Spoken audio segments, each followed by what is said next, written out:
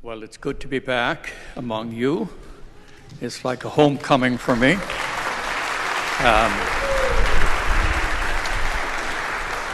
I had a wonderful summer. I traveled. I relaxed. I prayed. I did a retreat. And I read many books. So it was a refreshing and renewing summer. And I am very happy to be back among you. We have walked for 35 years together here, and over these years we have become family. So let me speak a little bit about this gospel reading, which comes from the book of Luke. Strangely enough, it's found only in Luke.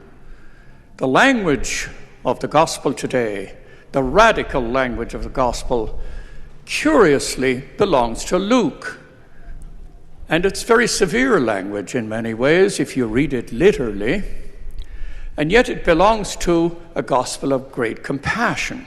Only Luke has the pejorative shepherds. Only Luke has the Good Samaritan and the prodigal son. Only Luke has the Pharisee and the tax collector going up to pray, and the tax collector being preferred. Only Luke. And only Luke has Jesus forgiving those who crucified him. So it's extraordinary to find in this gospel of exceptional compassion, more so than the other gospels, to find the language of today's text. Now, I've looked at the commentaries, and I actually talked to a biblical scholar about this, and the conclusion is it's Semitic hyperbole. You must hate your father and mother, and you must renounce everything in order to follow Jesus Christ. This is Semitic hyperbole, and yet it has a teaching in it, a powerful teaching about detachment. So let me speak a few words about the fundamental, the beginning of the spiritual life, which involves detachment.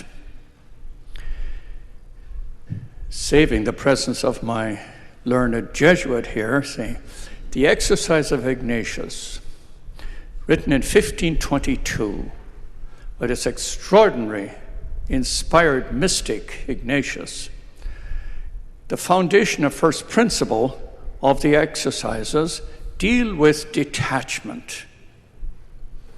There is no beginning to the spiritual life unless we address the issue of detachment.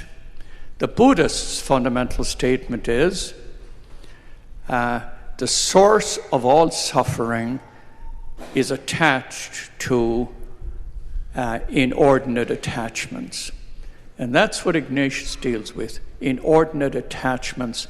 And that's what this gospel is speaking about.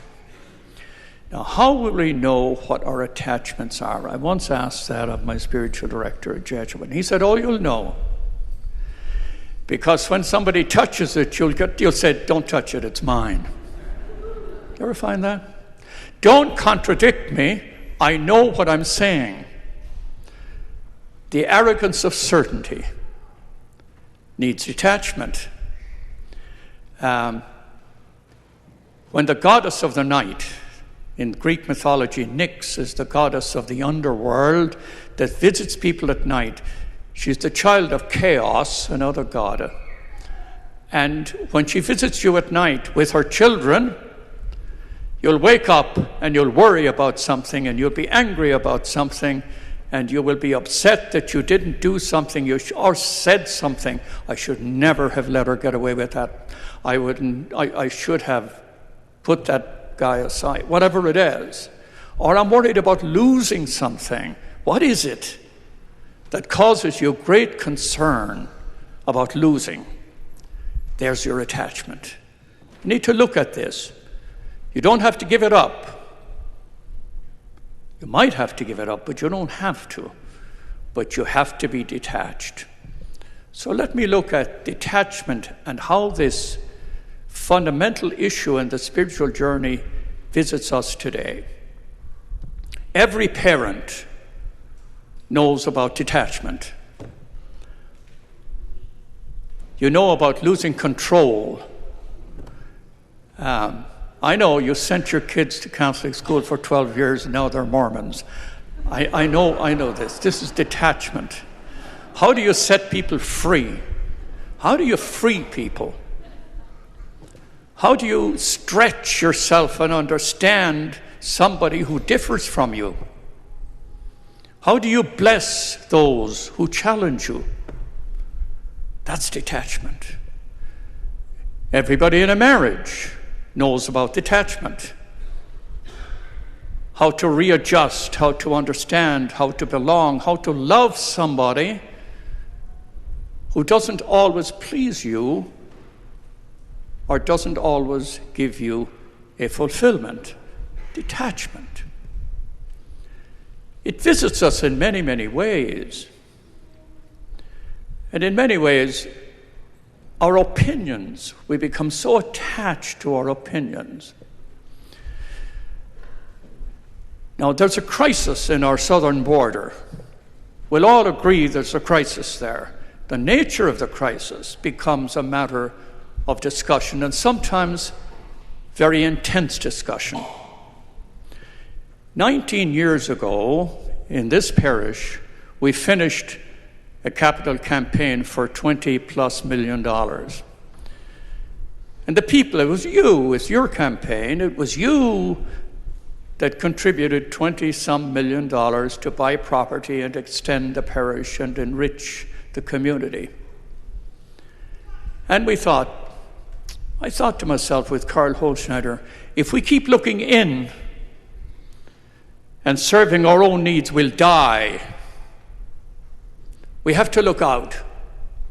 We have to look beyond our own needs. So we went to Haiti, the poorest country in the hemisphere. And thus began Holy Family mission to Haiti. And in 19 years, you, the people of Holy Family, have contributed $6 million in cash and 40 sea containers valued at about $5 million. That's you. That's the heart and the soul of Holy Family. That's your generosity. It's your outreach. It's your vision. It's your heart. I know we have belonged to one another for a long time. I know the spirit of this community. I know the heart of this community. I know we've traveled through light and darkness, and somehow we have experienced detachment in one form or another. So when Father Sean talks to us today about the crisis in the border, I want you to be open to it. After you listen to him, you may change your mind. You may not change your mind. May confirm you in your conviction, whatever it is, or you may change your mind about something. But don't be so inbred and so personally convinced that you're not open to listening. So the visitation of Father Sean to begin to touch in some manner the presence of Haiti in our southern border, figuratively, is worth a conversation. It's not politics, it's Jesus Christ. I want to know what the gospel says to us. Now, the gospel spoke to us about Haiti, and whatever we invested in Haiti, we have been blessed immeasurably. We'll all agree on that.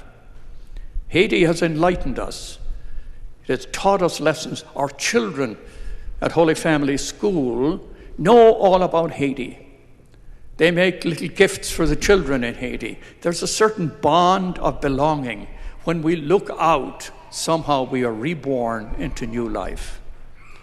So when we look at detachment, which is spoken about in the Word today, it visits us in many, many ways. Visits me in my life. 9 years ago, when I retired, I had to become detached. I can no longer decide I'm going to spend $100 here. I have to ask permission. You mean I have to ask permission of a woman? Excuse me? That's detachment. This is good. It's a good exercise. And it's a test. How detached are we? How stubborn are we in our opinions? How convinced are we in our conclusions? This is something we have to look at, because that's exactly what the Word of God says today. Take a second look. Be open. When you're open, you may be convinced that your belief is sound. When you're open, you may question your belief, but you'll never know until you become somewhat detached. So in the best spirit of Holy Family,